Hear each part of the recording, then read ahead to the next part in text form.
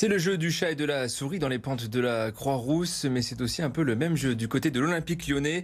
Jean-Michel Aulas, l'ancien président de l'OL, a porté plainte contre John Textor, le nouveau propriétaire du club. Une plainte pour diffamation après des propos tenus par l'investisseur américain lors d'une rencontre avec les médias. Julie Yalap. La guerre est ouverte. Dans un communiqué au nom de sa société, Jean-Michel Aulas annonce porter plainte en diffamation contre John Textor.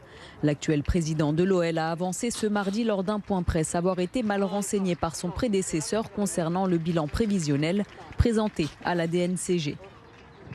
La société Allnest conteste ces allégations avec la plus grande fermeté.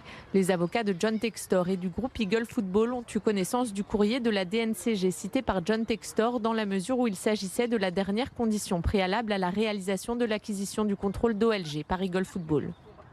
En cause, un mail des instances du football reçu par John Textor 3 jours avant la clôture de la vente en décembre 2022. Il y avait une pièce jointe très détaillée avec beaucoup d'infos en français. Dans ce mail, il y avait un petit paragraphe avec déjà les attentes de la DNCG. Il le dit clairement qu'il a été berné. On m'a caché des mauvaises choses dans ce mail. Ok, j'aurais dû regarder, mais j'ai été un petit peu court-circuité par le côté bienveillant de l'objet. En mai dernier, le départ de Jean-Michel Aulas de la présidence de l'OL avait été annoncé par le nouvel actionnaire majoritaire après 36 ans à la tête du club rhodanien.